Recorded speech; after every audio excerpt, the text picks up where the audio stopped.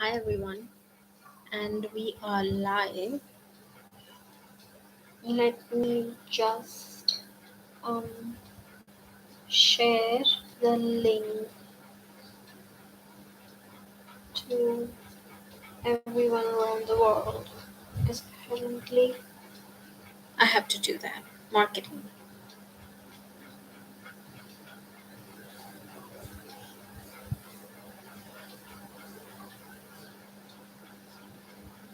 So, how are you guys? I hope you all have been well. I've been great, and it's fun to do this during the weekends because everyone is free, so everyone can join in. Hello, hello, hello. If you are new here, my name is Brinny. You can call me Brinny. It's literally in the thumbnail. Anyway, I'm Brinny and we are reading Percy Jackson and the Lightning Thief, which is very exciting. I have never read this and it is super exciting book.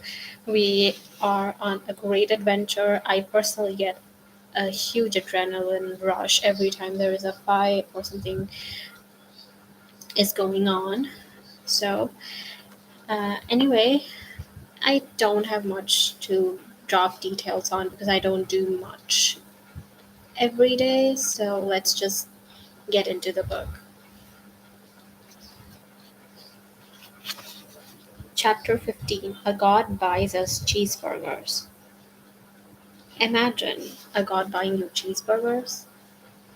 I wish the God a God buys me pizza and has wine. I'm just describing Dionysus, am I not? Also, waffles for lunch, a great idea. The next afternoon, June 14, 7 days before the solstice, our train rolled into Denver. We hadn't eaten since the night before in the dining car, somewhere in Kansas. We hadn't taken a shower since Half Blood Hill, and I was sure that was obvious. Let's try to contact Chiron, Annabeth said. I want to tell him about your talk with the river spirit. We can't use phones, right? I'm not talking about phones. We wandered through downtown for about half an hour, though I wasn't sure what Annabeth was looking for. The air was dry and hot, which felt weird after the humidity of St. Louis. Everywhere we turned, the Rocky Mountains seemed to be staring at me like a tidal wave about to crash into the city. Finally, we found an empty do-it-yourself car wash. We whirled towards the stall furthest from the street, keeping our eyes open for patrol cars. We were three adolescents hanging out at a car wash without a car. Any cop worth his donuts would figure we were up to no good.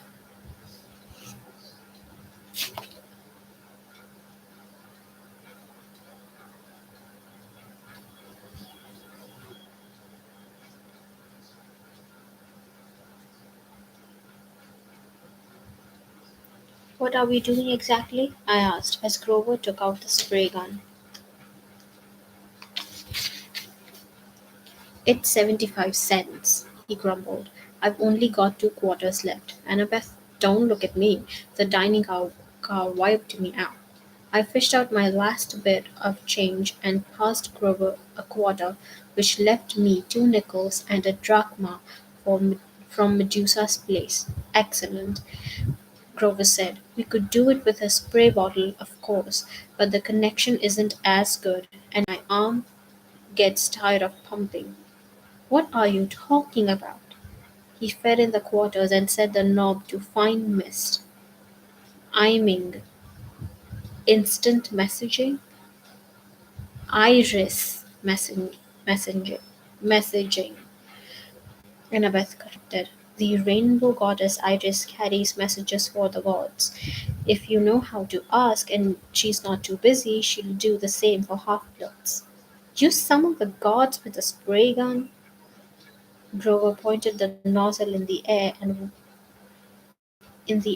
water hissed out in a thick white mist, unless you know an easier way to make a rainbow. Sure enough, late afternoon light filtered through vapor and broke into colors. Annabeth held her palm out to me. "Drachma, please." I handed it over. She raised the coin over her head. "Oh, goddess, accept our offering." She threw the drachma into the rainbow. It disappeared in a golden shimmer. "Half-Blood Hill," Annabeth requested. For a moment nothing happened. Then I was looking through the mist at strawberry fields and the Long Island Sound in the distance. We seemed to be on the porch of the big house. Standing with his back at us at railing was a sandy-haired guy in shorts and orange tank top. He was holding a bronze sword and seemed to be staring intently at something down in the meadow. "Luke!" I called. He turned, eyes wide. I could swear he was standing a meter in front of me through a screen of mist, except I could only see the part of him that appeared in the rainbow. "Percy!" His scarred face broke into a grin. "Is that Annabeth too? Thank the gods! Are you guys okay?" "We're, fine," she stammered. She was madly straightening her dirty t-shirt, trying to comb the loose hair out of her face. "We thought Chiron, I mean, he's down at the cabins." Luke's smile faded. "We're having some issues with the campers. Listen, is everything cool with you? Is Grover all right?" "I'm right here," Grover called. He held the nozzle out to one side and stepped into Luke's line of vision. "What kind of issues?" "Just then a big Lincoln Continental car wash with its stereo turned to hip hop. As the car slid into the next stall, the bass from the subwoofers vibrated so much it shook the pavement. Chiron had to. "What's that noise?" "I'll take care of it," Annabeth yelled back, looking very relieved to have an excuse to get out of sight. "Grover, come on." "What?" Grover said. "But give Percy the nozzle and come on," she ordered.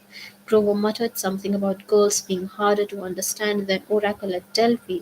Then he handed me the spray gun and followed Annabeth. I readjusted the hose so I could keep the rainbow going and still see Luke. Chiron had to break up a fight. Luke me shouted to me over the music. "Things are pretty tense here, Percy." Word leaked out about Zeus Poseidon standoff. We're still not sure how. Probably the same scumbag who summoned the Hellhound. Now the campers are starting to take sides. It's shaping up like the Trojan War all over again.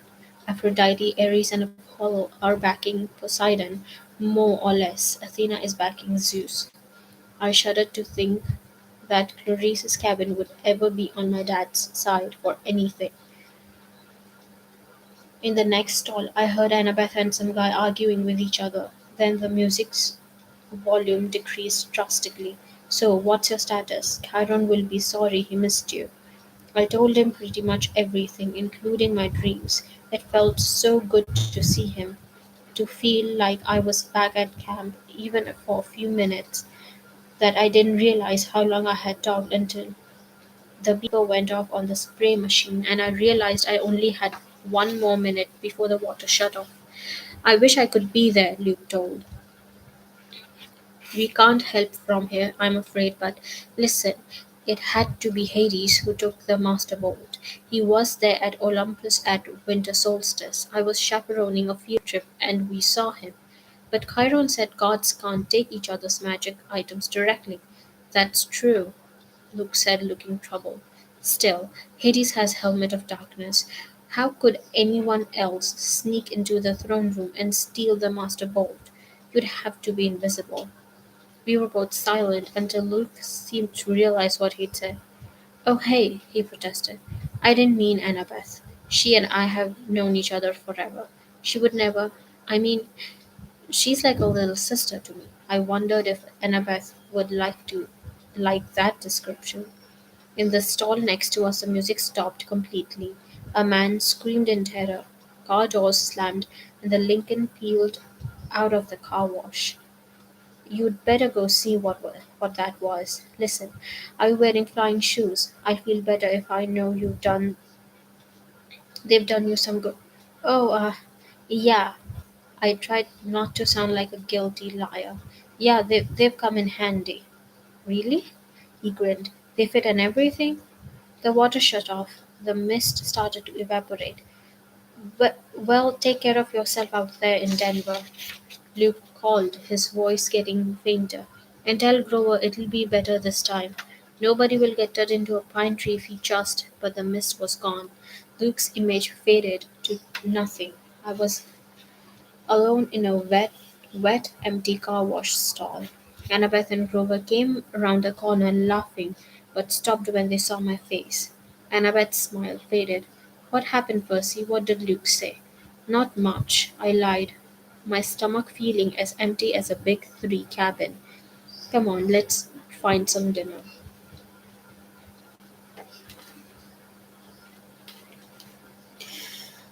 It has been a hectic weekend, and my back is killing me, and my neck is killing me. So, if you see me struggling, it is a struggle. The struggle is real. A few minutes later, we were sitting at a booth in a gleaming chrome diner. All around us, families were eating burgers and drinking milkshakes and sodas. Finally, the waitress came over. She raised her eyebrows spectacly. Well, I said, we want to order dinner. You kids have money to pay for it? Grover's lower lip quivered. I was afraid he would start bleating, or worse, start eating the linoleum. Annabeth looked ready to pass out from hunger. I was trying to think up a sob story for the waitress when a rumble shook the whole building. A motorcycle the size of a baby elephant had pulled up to the curb. All conversation in the diner stopped. The motorcycle's headlight glared red. Its gas tank had flames painted on it, and a shotgun holster riveted to either side, complete with shotguns. The seat was leather, but leather that looked, well, Caucasian human skin. The guy on the bike would have made pro wrestlers run for mama. He was dressed in a red muscle shirt and black jeans and a black leather duster with a hunting knife strapped to his thigh. He wore red wraparound shades and he had the cruelest, most brutal face I'd ever seen. Handsome, I guess, but wicked, with an oily black crew cut and cheeks that were scarred from many, many fights. The weird thing was, I felt like I'd seen his face somewhere before. As he walked into the diner, a hot, dry wind blew through the place.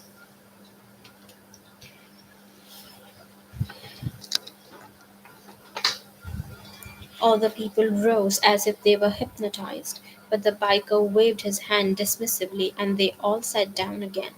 Everybody went back to their conversations.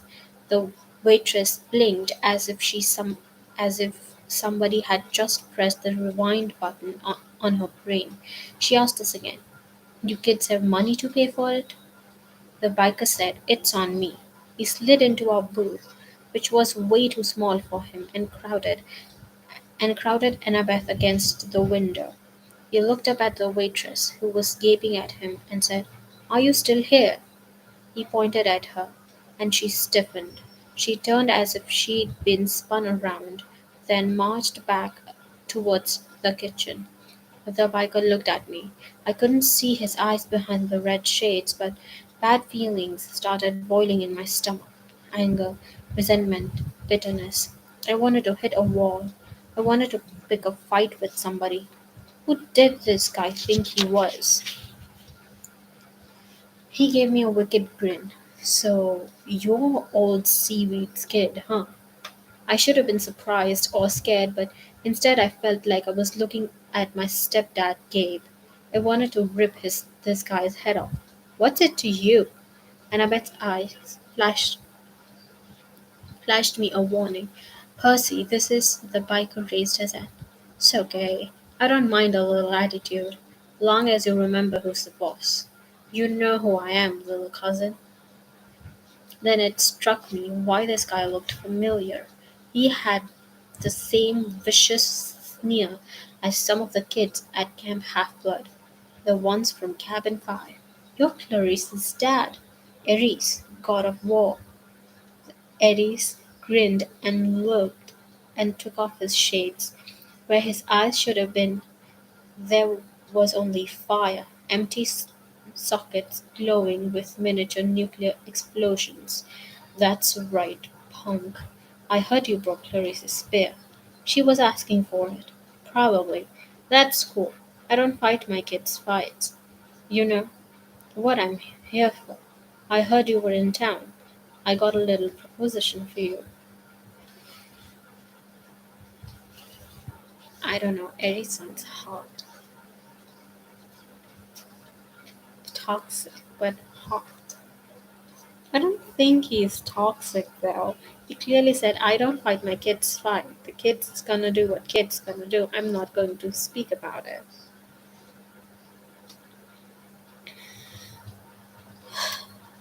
The waitress came back with heaping trays of food cheeseburgers, fries, onion rings, and chocolate shakes. Aries handed her a few gold drachmas. She looked nervously at the coins. But these aren't pulled out. Aries pulled out his huge knife and started cleaning his fingernails. Problem, sweetheart? The waitress swallowed, then left with the gold. You can't do that. You can't just threaten people with a knife, I told Aries. Aries laughed. Are you kidding me? I love this country. Best place in Sparta. Don't you carry a weapon, punk? You should. Dangerous world out there. Which brings me to my proposition. I need you to do me a favor. What favor could I do for a god? Something a god doesn't have time to do himself. It's nothing much. I left my shield at an abandoned water park here in town. I was going on a little date with my girlfriend. We were interrupted. I left my shield behind. I want you to fetch it for me. Why don't you go and why don't you go back and get it yourself? The fire in his eye sockets glowed a little hotter. Why don't I turn you into a prairie dog and run you over with my Harley? Because I don't feel like it. But God is giving you an opportunity to prove yourself, Percy Jackson. Will you prove yourself a coward? He leaned forward. Or maybe you only fight when there's a river to dive into, so your daddy can protect you. I love this conversation. I wanted to punch this guy, but somehow I knew he was waiting for that. Ares' power was causing my anger. He'd love it if I attacked. I didn't want to give him the satisfaction. We're not interested, I said. We've already got a quest. Ares, Ares's fiery eyes made me see things I didn't want to see. Blood and smoke and corpses on battlefield. I know all about your quest, punk. When that item was first stolen, Zeus sent his best out looking for it. Apollo, Athena, Artemis, and me, naturally. If I couldn't sniff out a weapon that powerful, he licked his lips as if the very thought of Master Bolt made him hungry. Well, if I couldn't find it, you got no hope. Nevertheless, I was trying to give you the benefit of doubt. Your dad and I go way back. After all, I'm the one who told him my suspicions about old corpse breath. You told him Hades stole the bolt? Sure. Framing somebody to start a war? Oldest trick in the book. I recognized it immediately. In a way, you got me to thank for your little quest. Thanks, I grumbled. Hey, I'm a generous guy. Just do my little job, and I'll help you on your way. I'll arrange a ride west for you and your friends. We're doing fine on our own. Yeah, right. No money, no wheels, no clue what you're up against. Help me out, and maybe I'll tell you something you need to know. Something about your mom. My mom? He grinned. That got your attention. The water park is a mile west in Delancey. You can't miss it. Look for the Tunnel of Love ride. What interrupted your date? I asked. Something scare you off? Eris bared his teeth, but I'd seen his threatening look before on Clarice. That was something false. There was something false about it, almost like he was nervous. You're lucky you met me, punk, and not one of the other Olympians. They're not as forgiving of rudeness as I am. I'll meet you back here when you're done. Don't disappoint me. After that, I must have fainted or fallen into a trance because when I opened my eyes again, Aries was gone. I might have thought the conversation had been a dream, but Annabeth and Grover's expressions told me otherwise. Not good, Grover said. Aries sought you out, Percy. This is not good. I stared out of the window. The motorcycle had disappeared. Did Aries really know something about my mom, or was he just playing with me? Now that he was gone, all the anger had drained out of me. I realized Aries must love to mess with people's emotions. That was his power, cranking up the passions so badly they clouded your ability to think. It's probably some kind of trick. Forget Aries, let's just go. We can't. Look, I hate Aries as much as anybody, but you don't ignore the gods unless you want serious bad fortune. He wasn't kidding about turning you into a rodent. I looked down at my cheeseburger, which suddenly didn't seem so appetizing. Why does he need us? Maybe it's a problem that requires brains. Ares has strength, that's all he has. Even strength has to bow to wisdom sometimes. But this is a water park. He acted almost scared. What would make a war god run away like that? Annabeth and Grover glanced nervously at each other. I'm afraid we'll have to find out, Annabeth said.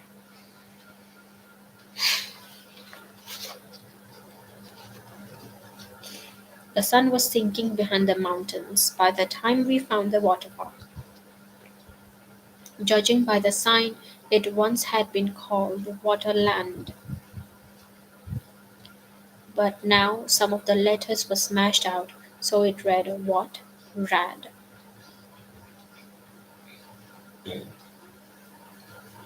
The main gate was padlocked and topped with barbed wire. Inside, huge dry water slides and tubes and pipes curled everywhere, leading to empty pools. Old tickets and advertisements fluttered through the tarmac. With night coming on, the place looked sad and creepy. If Aries brings his girlfriends here for a date, I said, staring up the barbed wire, I'd hate to see what she looks like.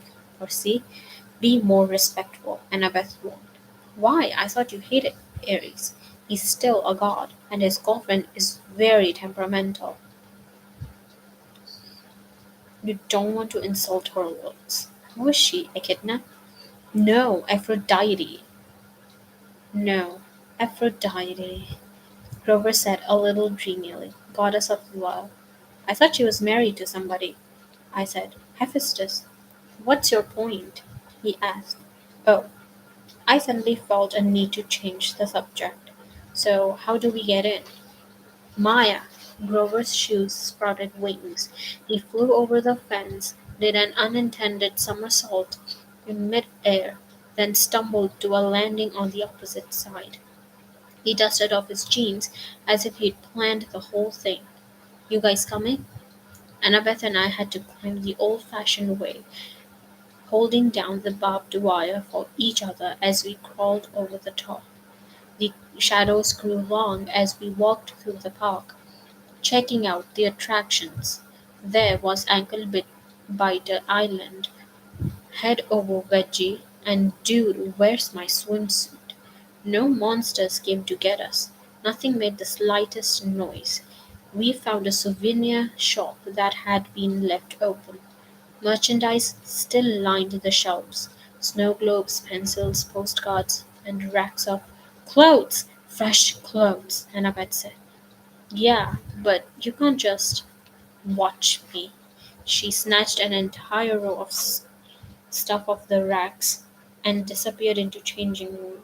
A few minutes later she came out in Waterland flower print shorts, a big red Waterland t-shirt and commemorative Waterland surf shoes. A Waterland backpack was slung over her shoulder, obviously stuffed with more goodies. What the heck? I can do better. What the heck? Grover shrugged. Soon all three of us were decked out like walking advertisements for the defunct theme park. We continued searching for the tunnel of love.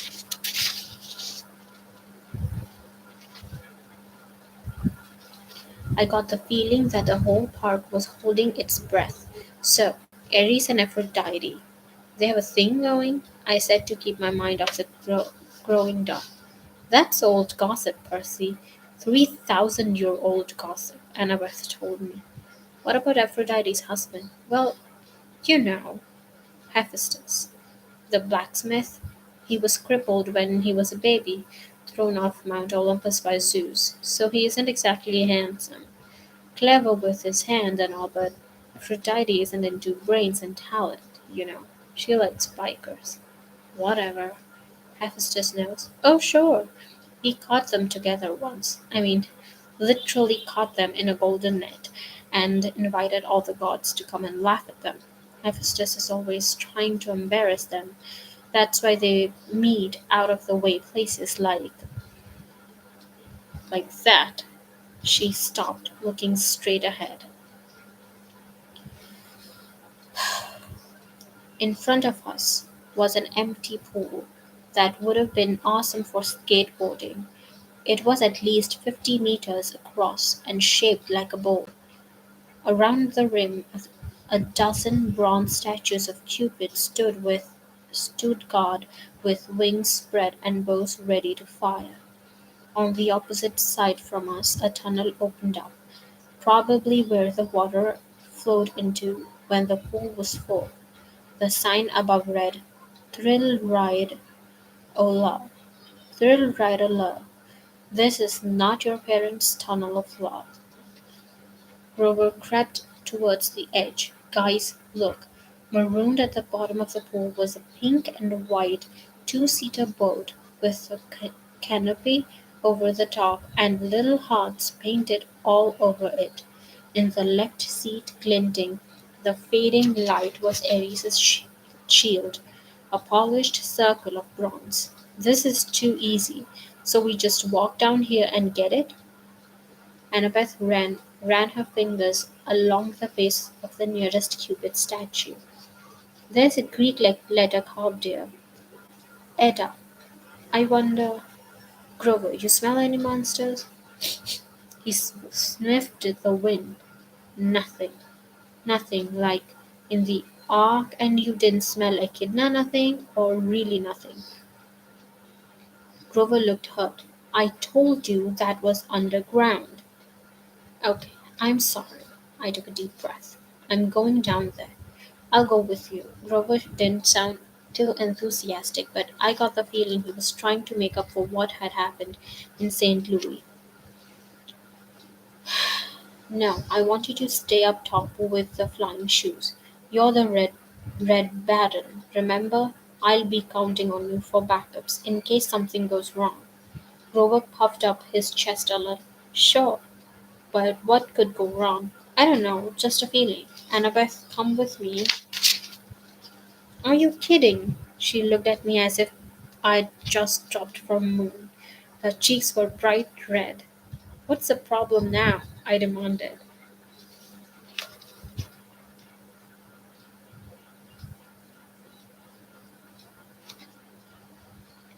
Me go with you to the thrill ride of love?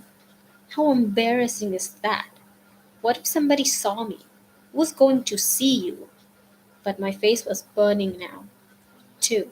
Leave it to a girl to make everything complicated. Fine, I told her. I'll do it myself. But when I started down the side of the pool, she followed me, muttering about how boys always messed things up. Ooh, thrill right along. We reached the boat. Shield was propped on one seat, and next to it was a lady's silk scarf. I tried to imagine Ares and Aphrodite here, a couple of gods meeting in a junked out amusement park ride. Why? Then I noticed something I hadn't seen from up top.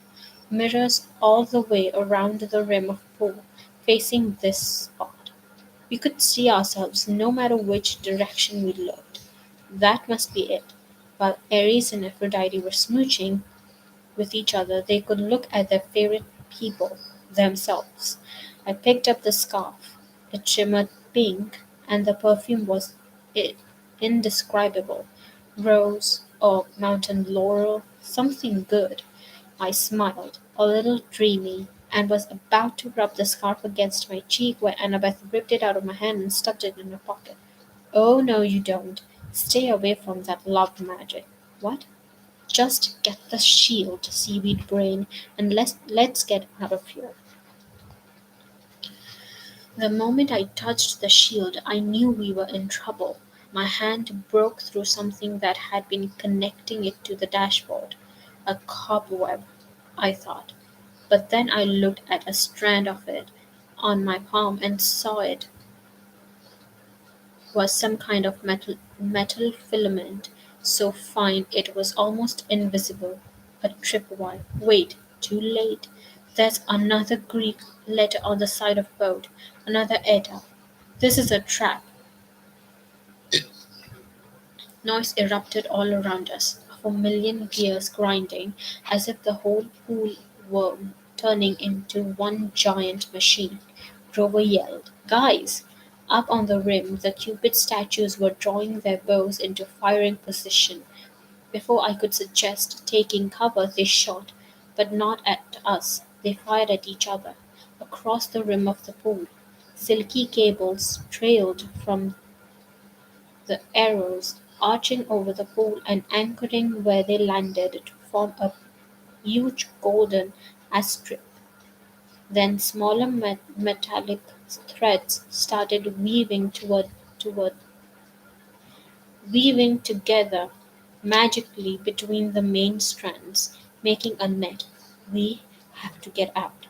Duh, Annabeth said. I grabbed the shield and we ran, but going up the slope to the pool was not as easy going down. Come on, Grover shouted. He was trying to hold open a section of the net for us, but wherever he touched, the golden thread started to wrap around his hands. The Cupid's hands popped open. Out came video cameras. Spotlights rose up all around the pool, blinding us with illumination, and a loudspeaker voice boomed. Live to Olympus in 1 minute, 59 seconds, 58. Hephaestus, I'm so stupid. Eta is H. Annabeth screamed. He made this trap to catch his wife with Ares. Now we're going to be broadcast live to Olympus and look like absolute fools. We'd almost made it to the rim when the row of mirrors opened like hatches and thousands of tiny metallic things poured out. Annabeth screamed. It was an army of wind-up creepy crawlies, bronze gear bodies, spindly legs like pincer mouths, all scuttling towards us in a wave of clacking, whirring metal. Spiders! Ah! I'd never seen her like this before. She fell backwards in terror and almost got overwhelmed by the spider robots before I pulled her up and dragged her back towards the boat. The things were coming from all around the rim now, millions of them, flooding towards the center of the pool, completely surrounding us. I told myself they probably weren't programmed to kill, just corral us and bite us and make us look stupid. Then again, this was a trap meant for gods, and we weren't gods. Annabeth and I climbed into the boat. I started kicking away the spiders as they swarmed aboard. I yelled at Annabeth to help me, but she was too paralyzed to do much more than scream. 30, 29, called the loudspeaker. The spiders started spitting out strands of metal thread, trying to tie us down. The strands were easy enough to break at first, but there were so many of them, and the spiders just kept coming. I kicked one away from Annabeth's leg, and its pincers took a chunk out of my new surf shoe. Grover hovered above the pool in his flying trainers, trying to pull the net loose, but I told myself, think, the tunnel of love entrance was under the net.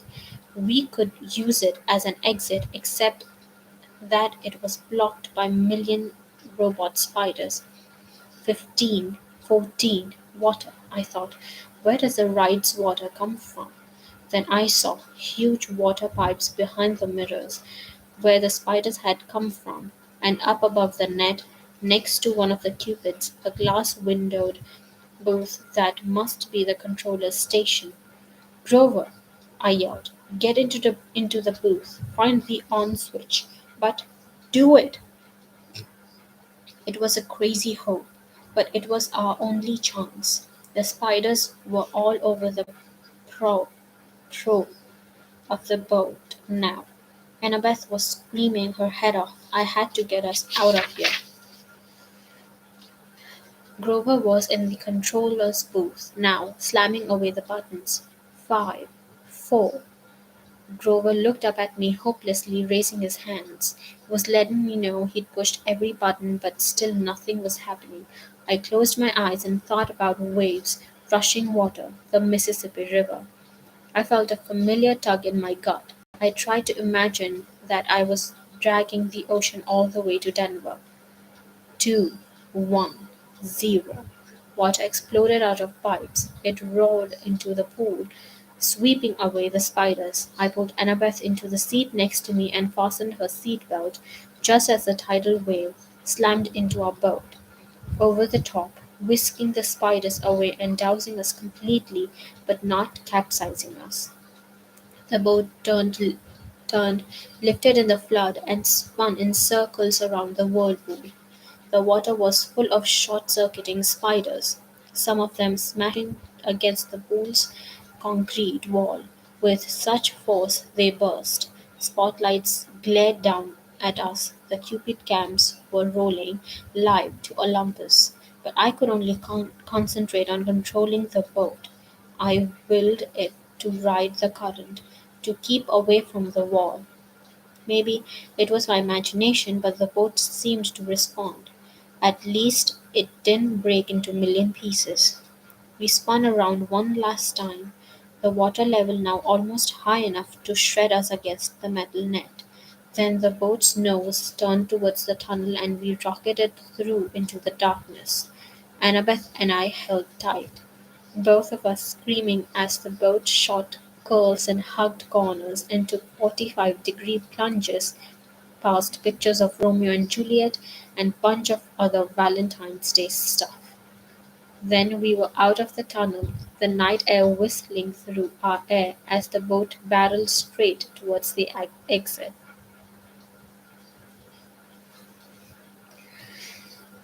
Very romantic. If the ride had been in working order, we would have sailed off a ramp between the golden gates of love and splashed down safely in the exit pool. But there was a problem. The gates of love were chained. Two boats that had been washed out of the tunnel before us were now piled against the barricade, one submerged and other cracked in half. Unfasten your seat belt, I yelled to Annabeth. Are you crazy unless you want to get smashed to death? I strapped Ares' shield to my arm. We are going to have to jump for it. My idea was simple and insane. As the boat struck, we would use its force like a springboard to jump the gate. I had heard of people surviving car crashes that way, getting thrown 10 or 15 meters away from an accident. With luck, we would land in the pool. Annabeth seemed to understand. She gripped my hand as the gates got closer. When I say go, no. When I say go, what? Simple physics, she yelled. Force times the trajectory I will find when you say go. She hesitated, then yelled, now, crack. Annabeth was right. If we jumped when I thought we should have, we would have crashed into the gates. She got us maximum lift. Unfortunately, that was a little more than we needed. Our boat smashed into the pileup and we were thrown into air, straight over the gates, over the pool, and down towards solid tarmac. Something grabbed me from behind. Annabeth yelled, ouch! Grover! In midair, he held me by the shirt and Annabeth by the arm and was trying to pull us out of the crash landing. But Annabeth and I had all the momentum. You're too heavy. We're going down, Grover said. We spiraled towards the ground, Grover doing his best to slow the fall. We smashed into a photo board, Grover's head going straight into the hole where the tourists would put their faces, pretending to be Nona, the friendly whale. Annabeth and I tumbled to the ground, banged up but alive. Eris's shield was still on my arm.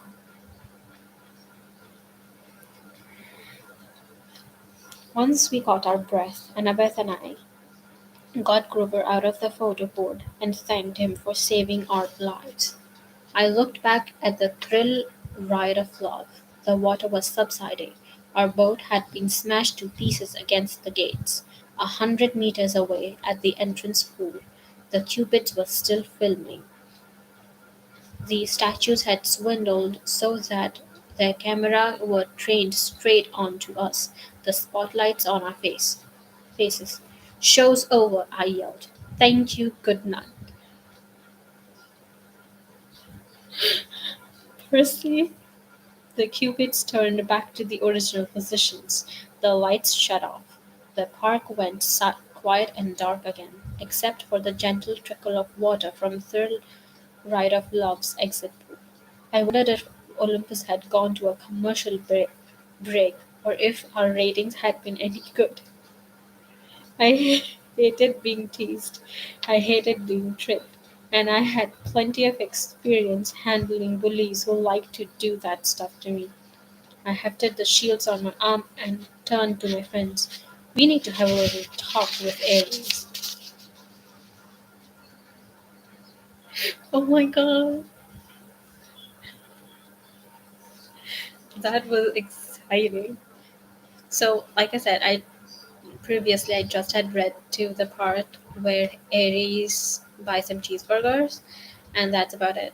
So, since chapter 15, I had not, I think half the chapter 15, yes, half the chapter 15, I hadn't read anything else.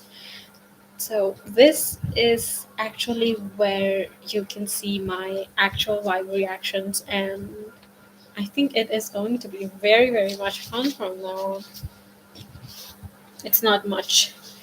It's not much left. We finished like quite an amount of book, but still, we are on chapter 16 now. We just finished chapter 15, so views on chapter 15 are they the that chapter was really something, and oh, really just between us, Hephaestus really needs to learn a lesson. He really needs to stop trying to put on a show for Olympus for catching Aphrodite and Ares in the act. Seriously, just get on with it and move on. You know it's not going to stop them, so might as well just accept it. Also, he knows how it goes. Why would he want his wife to be loyal?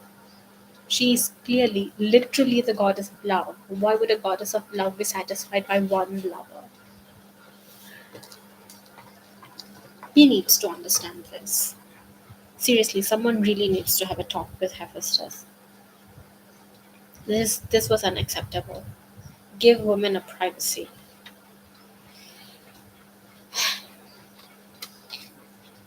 Okay, chapter 16. We take a zebra to Vegas. The war god was waiting for us in the diner parking lot. Well, you didn't get yourself killed, he said. You knew it was a trap, I said. Ares gave me a wicked grin. Bet that crippled blacksmith was surprised when he netted a couple of stupid kids. You looked good on TV. I shoved his shield at him. You're a jerk. Annabeth and Grover caught their breath. Ares grabbed the shield and spun it in the air like pizza dough. It changed form, melting into a bulletproof vest. He slung it across his back. See that truck over there? He pointed to an 18-wheeler parked across the street from the diner. That's your ride. Take you straight to LA, with one stop in Vegas. The 18-wheeler had a sign on the back, which I could read only because it was reverse printed white on black, a good combination for dyslexia. Kindness International, Humane Zoo Transport, warning live wild animals. You're kidding, I said. Aries snapped his fingers. The backer of the truck unlatched. Free ride west, punk. Stop complaining, and here's a little something for doing the job. He slung a blue nylon backpack off his handlebars and tossed it to me. Inside were fresh clothes for all of us, $20 in cash, a pouch full of gold drachmas, and a bag of double stuffed Oreos. I don't want your lousy thank you, Lord Ares, Grover interrupted, giving me his best red alert warning look. Thanks a lot. I gritted my teeth. I was probably a dead I was probably a deadly insult to refuse something from a god, but I didn't want anything that Ares had touched. Reluctantly, I slung the backpack over my shoulder. I knew my anger was being caused by Wargod's presence, but I was still itching to punch him in the nose. He reminded me of every bully I'd ever faced: Nanny Bobofit, Clarice, Smelly Gabe, sarcastic teachers, every jerk who called me stupid in school or laughed at me when I'd got expelled. I looked back at the diner, which had only a couple of customers now. The waitress who'd served us dinner was watching nervously out the window, like she was afraid Aries might hurt us. She dragged the cook out from kitchen to see. She said something to him. He nodded, held up a little disposable camera and snapped a picture of us. Great, I thought.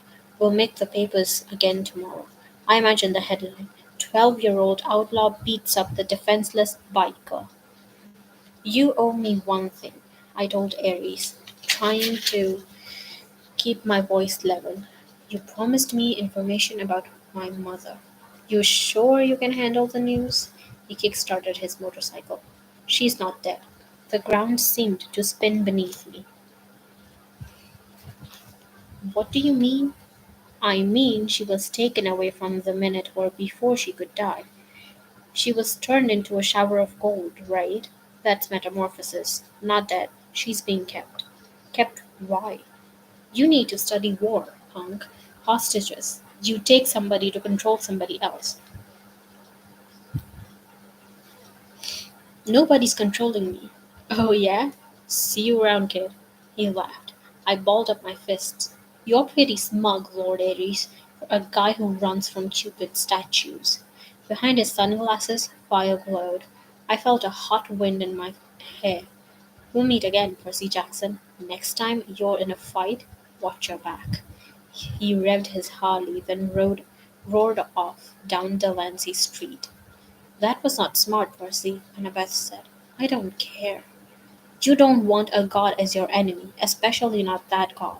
Hey guys, I hate to interrupt, but Grover said. He pointed towards the diner. At the cash register, the last two customers were paying their bill. Two men in identical black overalls with white logo on their backs that matched the one on the Kindness International truck. If we were taking the Zoo Express, we need to hurry. I didn't like it, but we had no better option. Besides, I'd seen enough of Denver. We ran across the street and climbed in the back of the big lorry, closing the doors behind us. The first thing that hit me was the smell. It was like the world's biggest pan of kitty litter. The trailer was dark inside until I uncapped Anaclos- Anaclosmus. I'm so sorry, I'm trying to pronounce that. The blade cast a faint bronze light over a very sad scene.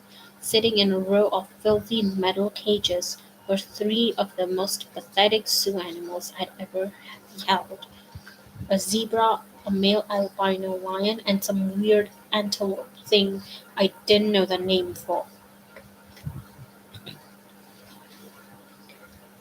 Someone had thrown the lion a sack of turnips, which he obviously didn't want to eat. The zebra and the antelope had each got polystyrene tray of hamburger meat, and zebra's mane was matted with chewing gum, like somebody had been spitting on it in their spare time. The antelope had a stupid silver birthday balloon tied to one of its horns that read over the hill. Apparently nobody had wanted to get close enough to the lion to mess with him, but the poor thing was pacing around in the soiled blankets in a space way too small for him, panting from the stuffy heat of the trailer. He had flies buzzing around his pink eyes, and his ribs showed through his white fur. Oh God. This is kindness? Humane zoo transport? Grover yelled. He probably would have gone right back outside to beat up the truckers with his reed pipes. I would have helped him, but just then the truck's engine roared to life. The trailer started shaking and we were forced to sit down or fall down. We huddled in the corner on some mildewed feed sacks, trying to ignore the smell and the heat and the flies. Grover talked to the animals in series of goat bleats that they just stared at him sadly, but they just stared at him sadly. Annabeth was in favor of breaking the cages and freeing them on the spot, but I pointed out it wouldn't do much good until the truck stopped moving. Besides, I had a feeling we might look a lot better to the lion than those turnips.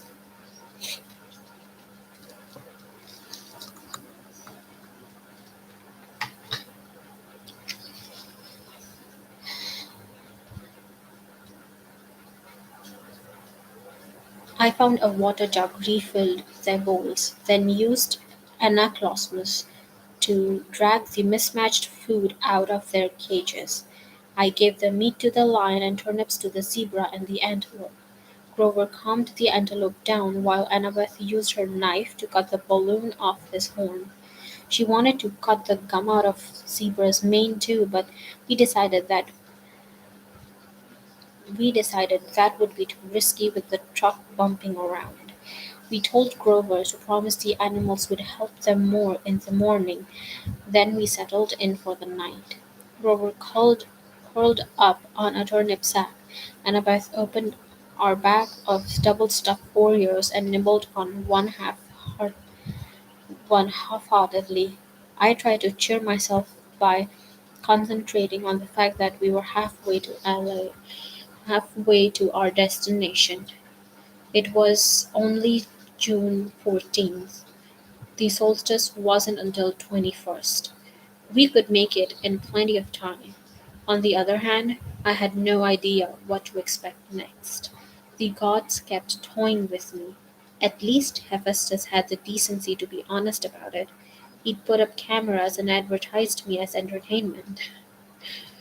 But even when the cameras weren't rolling, I had a feeling my quest was being watched. I was a source of amusement for the gods. Hey, Annabeth said, I'm sorry for freaking out back at the water park, Percy. That's okay. It's just, she shuddered. Spiders. Because of the Arachne story, I guessed. She got turned into a spider for challenging your mother to a weaving contest, right? Annabeth nodded. Arachne's children have been taking revenge on the children of Athena ever since. If there's a spider within a mile of me, it'll find me. I hate the creepy things. Anyway, I owe you. You're a team, remember? And besides, Grover did the fancy flying, I said. I thought he was asleep, but he mumbled from the corner. It was pretty amazing, wasn't I? Annabeth and I laughed. She pulled apart an Oreo and handed me half. In the Iris message, did Luke really say nothing? I munched my cookie and thought about how to answer. The conversation via Rainbow had bothered me all evening. Luke said you and he go way back. He also said Grover wouldn't fail this time. Nobody would turn into a pine tree. In the dim bronze light of the sword blade, it was hard to read their expressions. Grover let out a mournful bray. I should have told you the truth from the beginning. His voice trembled. I thought if you knew what a failure I was, you wouldn't want me along. You were the satyr who tried to rescue Talia, the daughter of Zeus. He nodded glumly. And the other two half-bloods Talia befriended, the ones that got safely to camp, that was you and Luke, wasn't it? I looked at Annabeth. After a fun-filled episode, this is not what I thought I wanted. She put down her Oreo uneaten. Like you said, Percy, a 7-year-old half-blood wouldn't have made it very far alone. Athena guided me towards help. Thalia was 12. Luke was 14. They'd both run away from home, like me. They were happy to take me with them. They were amazing monster fighters, even without training. We traveled north from Virginia without any real plans, fending off the monsters for about 2 weeks before Grover found us. I was supposed to escort Talia to camp, he said, sniffling. Only Talia. I had strict orders from Cairo. Don't do anything that would slow down the rescue. We knew Hades was after her, but I couldn't just leave Luke and Annabeth by themselves. I thought I thought I could lead all three of them to safety. It was my fault the kindly ones caught up with us. I froze. I got scared on the way back to camp and took some wrong turns. If I'd just been little quicker. Stop it, Annabeth said. No one blames you. Talia didn't blame you either. She sacrificed herself to save us, he said miserably. Her death was my fault. The Council of Cloven Elders said so.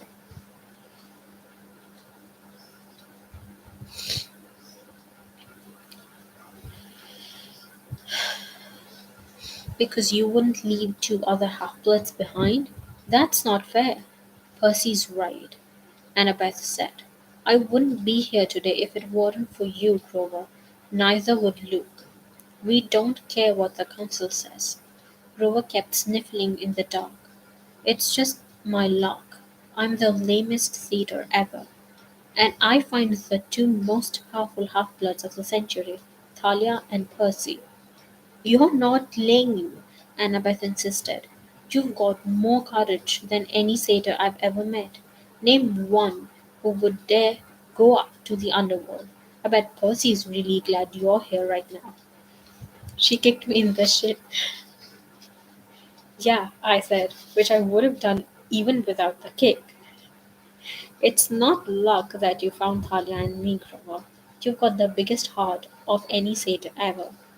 You're a natural searcher. That's why you'll be the one who finds Pan. I heard a deep, satisfied sigh. I waited for Grover to say something, but his breathing only got heavier. When the sound turned to snoring, I realized he'd fallen asleep. How does he do that? I marveled. I don't know, but that was really a nice thing you told him. Annabeth said. I meant it. We rode in silence for a few miles, bumping around on the feed sacks. The zebras munched a turnip. The lion licked last of the hamburger meat off his lips and looked at me hopefully. Seriously, even if you're keeping the animals, you really don't know what animals eat? Turnips to the lion and the hamburger meat to an antelope and zebra? What are you, dumb? How dumb do you have? Oh my god, this makes me so angry. I'm not going to talk about it.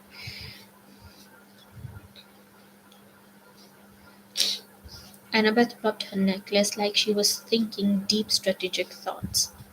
That pine tree bead. Is that from your first year? I said.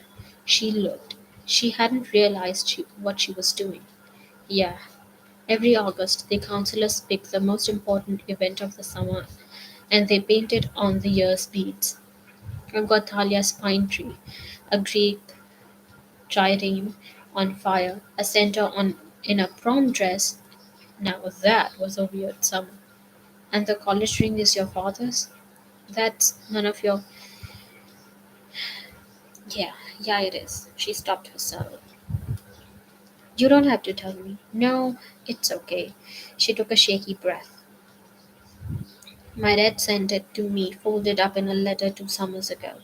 The ring was like his main keepsake from Athena. He wouldn't have got through his doctoral program at Harvard without her. That's a long story. Anyway, he said he wanted me to have it. He apologized for being a jerk, and he loved me and missed me. He wanted me to come home and live with him. That doesn't sound so bad. Yeah, well, the problem was I believed him. I tried to go home for the school year, but my stepmom was same as ever. She didn't want her kids put in danger by living with a freak. Monsters attacked, we argued, monsters attacked, we argued. I didn't even make it through winter break. I called Chiron and came right back to Camp Half-Blood. You think you'll ever try living with your dad again? She wouldn't meet my eyes. Please, I'm not into self-inflicted pain. You shouldn't give up, I told her. You should write him a letter or something. Thanks for the advice, she said coldly.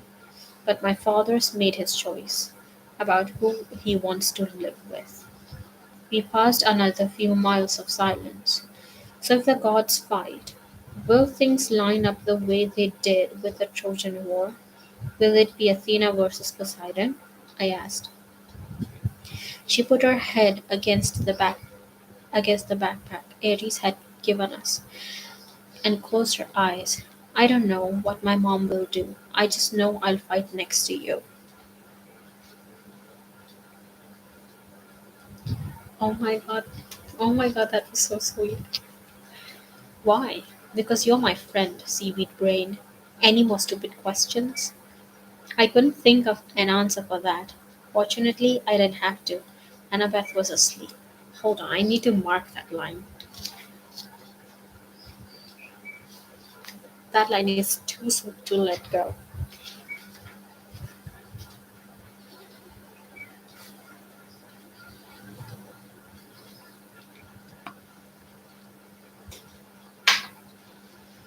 I had trouble following her example with Grover snoring and an albino lion staring hungrily at me, but eventually I closed my eyes. My nightmare started out as something I'd dreamed a million times before. I was being forced to take a standardized test while wearing a straitjacket.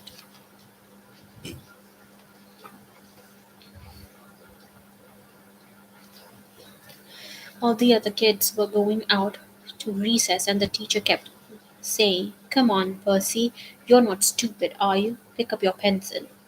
Wow, that's rude. Then the dream strayed from the usual. I looked over at the next desk and saw a girl sitting there, also wearing a straitjacket. She was my age, with unruly black hair, punk style hair, dark eyeliner around her stormy green eyes, and freckles across her nose. Somehow I knew who she was.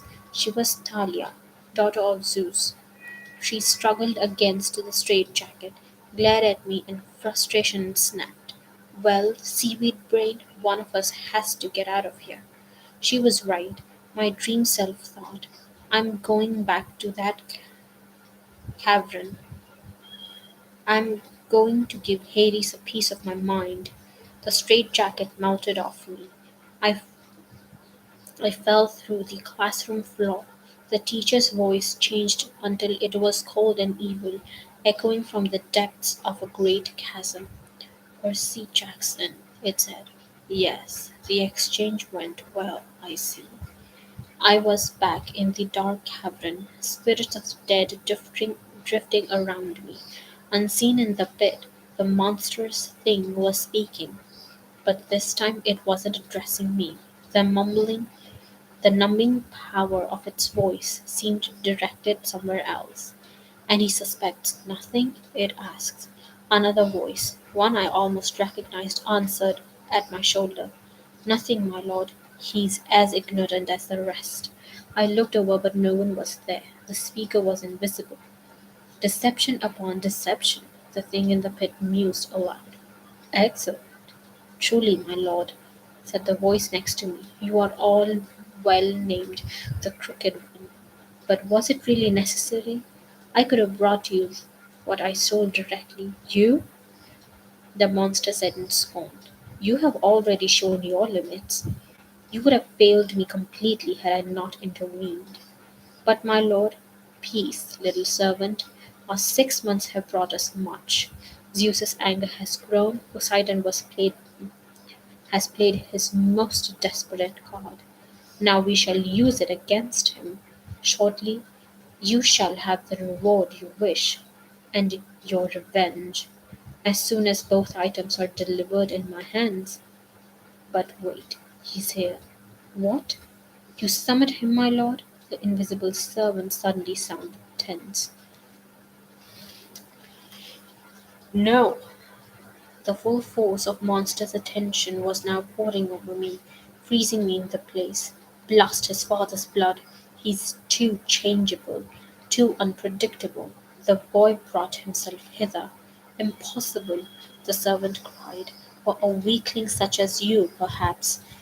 The voice snarled. Then its cold power turned back on me.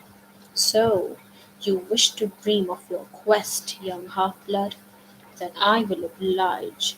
The scene changed. I was standing in a vast throne room with black marble walls and bronze floors. The empty hoarded throne was made of human bones fused together. Standing at the foot of the dais was my mother, frozen in shimmering golden light, her arms stretched out. I tried to speak. I tried to step towards her, but my legs wouldn't move. I reached for her, only to realize that my hands were withering to bones.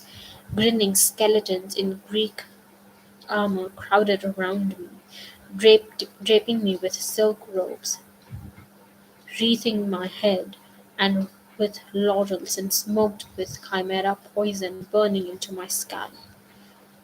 The evil voice began to laugh. "Hail the conquering hero!" I woke with a start. Grover was shaking my shoulder. "The trucks stopped. We think they are coming to check on animals. Hide!" Annabeth hissed. She had it easy. She just put on her magic cap and disappeared. Grover and I had to dive behind the feed sacks and hoped we looked like turnips. The trailer doors creaked open. Sunlight and heat poured in. "Man," one of the truckers said, waving his hand in front of his ugly nose. "I wish I hauled appliances." He climbed inside and poured some water from a jug into the animal's dishes. You hot, big boy? He asked the lion, then splashed the rest of the bucket right in Lion's face. The lion roared in indignation. Yeah, yeah, yeah, the man said. Next to me, under the turnip sacks. Grover tensed. For peace-loving herbivore, he looked downright murderous. The trucker threw the antelope a squashed-looking Happy Meal bag. He smirked at the zebra. How you doin', Stripes? Least we'll be getting rid of you this stop. You like magic shows? You're gonna love this one. They're gonna saw you in half. The zebras, wild-eyed with fear, looked straight at me. There was no sound, but as clear as day I heard it say, "Free me, Lord, please." I was too stunned to react. There was a loud knock, knock, knock on the side of the trailer. The trucker inside with us yelled, "What do you want, Eddie?" The voice outside, it must have been Eddie's, shouted back, "Maurice, what'd you say?"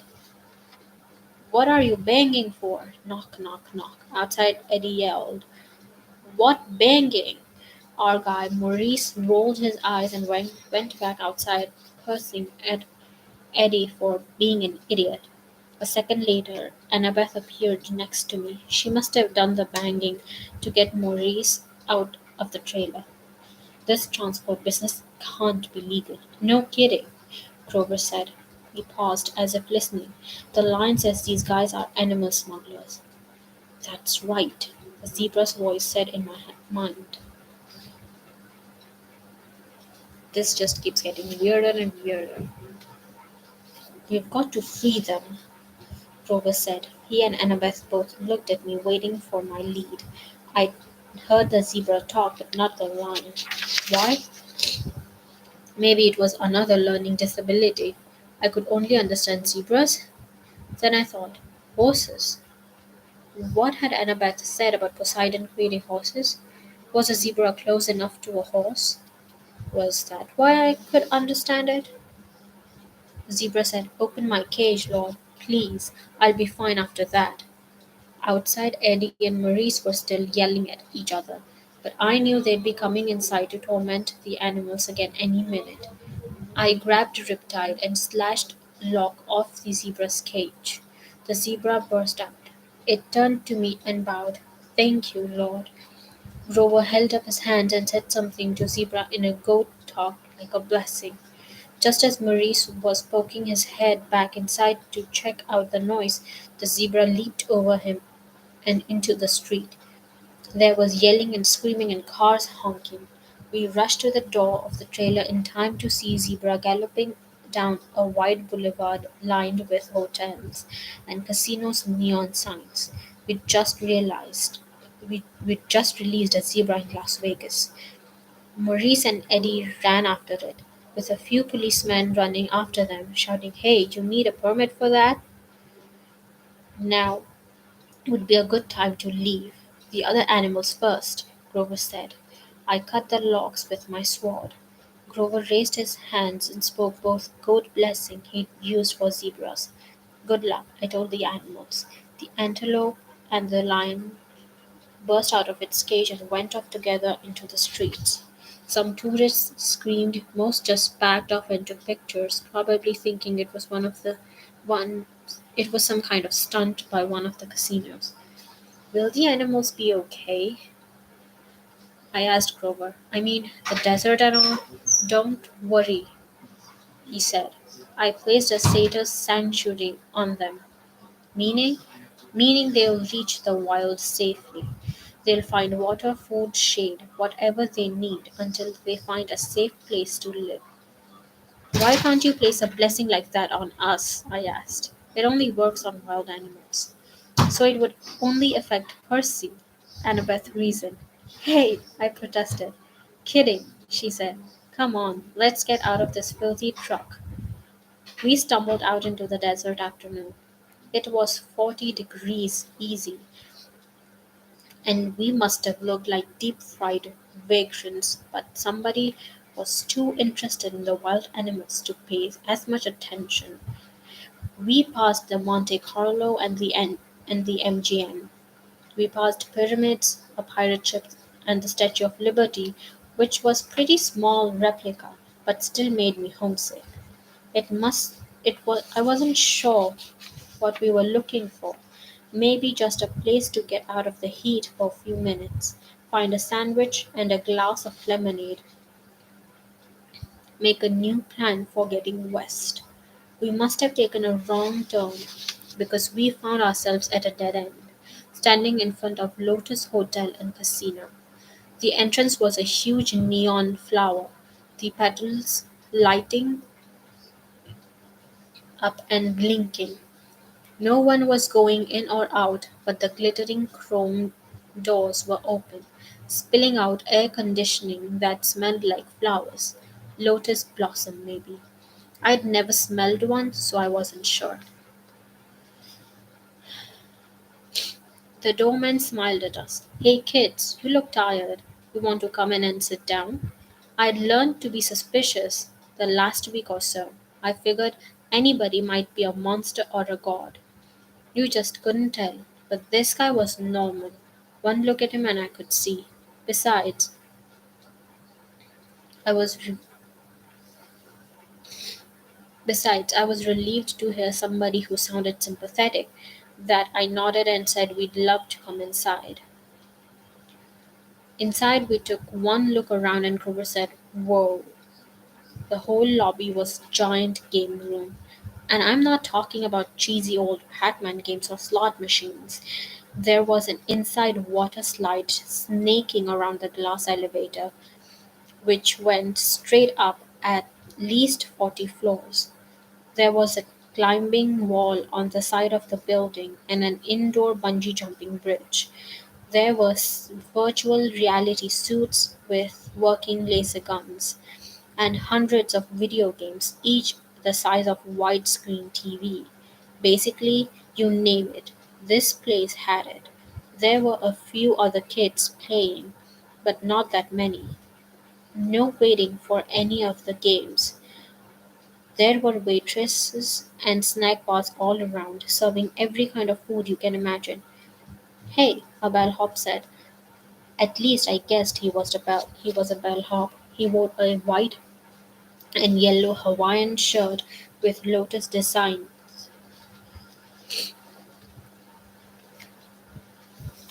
shorts and flip-flops. Welcome to the Lotus Casino. Here's your room key. But no, the bill's taken care of. No extra charges, no tips.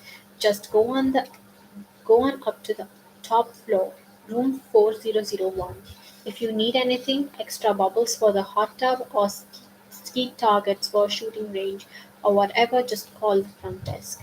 Here are your Lotus Cash cards. They work in the restaurants and on all the games and rides. He handed us each a green plastic credit card.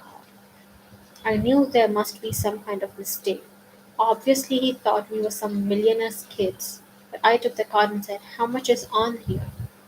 "What do you mean?" His eyebrows knit together. "I mean, when does it run out of cash?" "Oh, you're making a joke." "Hey, that's cool. Enjoy your stay." He laughed. We took the elevator upstairs and checked out our room.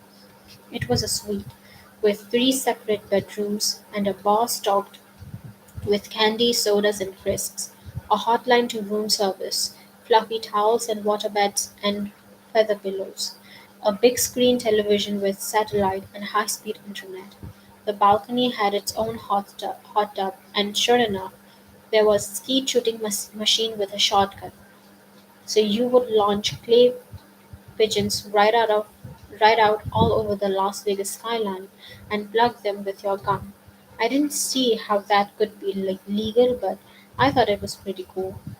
The view over the Stripe and the desert was amazing, though I doubted we'd ever have time to look at the view with a room like this. Oh goodness, this place is sweet, absolutely sweet, Grover said. There were clothes in the closet, and they fitted me. I frowned, thinking that this was a little strange. I threw Aries' backpack in trash can. Wouldn't need that anymore. when we felt I could just charge a new one to the hotel at the hotel store. Something is not right here.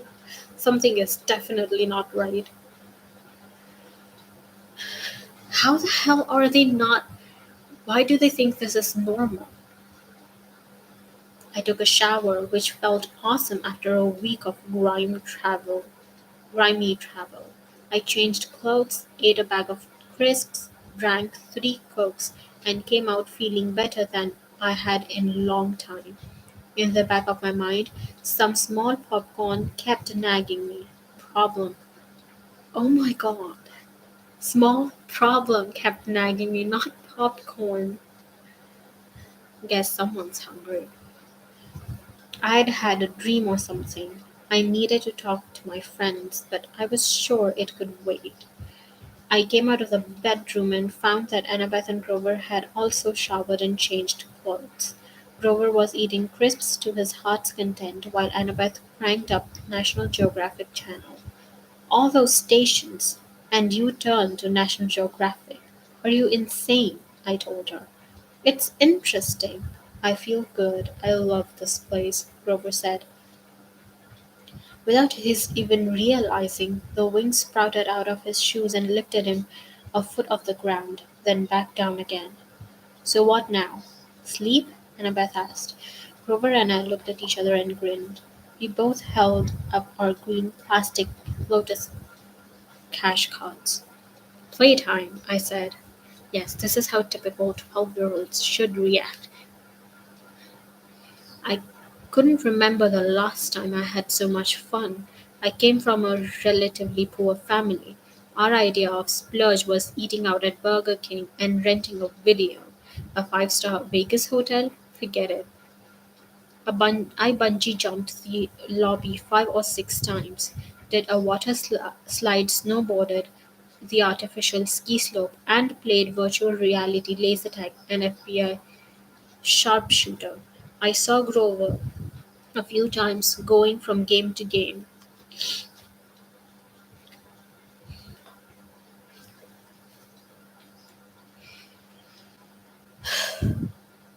He really liked the reverse hunter thing, where the deer go out and shoot the rednecks.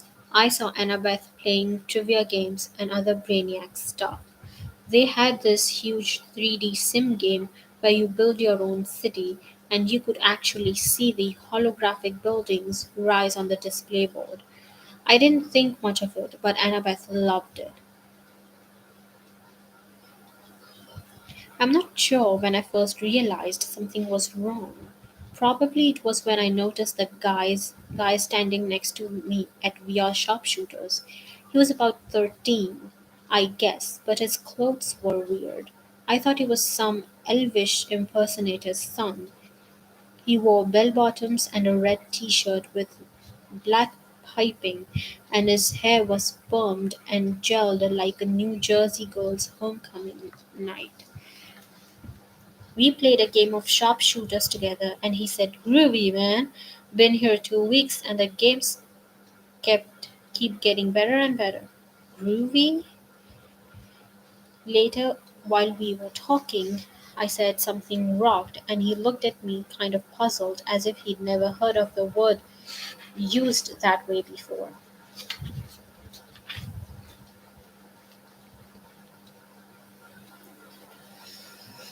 He said his name was Darren. As soon as I started asking him questions, he got bored with me and started to go back to the computer screen. "Hey, Darren," I said. "What? What year is it?" He frowned at me. "In the game?" "No, in real life." He had to think about it. 1977. "No." "Really?" I said, getting a little scared. "Hey man, bad vibes. I got a game happening." After that, he totally ignored me. I started talking to people and I found out it wasn't easy. They were glued to the TV screen or the video game or their food or whatever. I found a guy who told me it was 1985. Another guy told me it was 1993. They all claimed they hadn't been in here very long, a few days, a few weeks at most. They didn't really know and they didn't care. Then it occurred to me, how long had I been here? It seemed like only a couple of hours, but was it? I tried to remember why we were here. We were going to Los Angeles. We were supposed to find the entrance to the underworld. My mother, for a scary second, I had trouble remembering her name.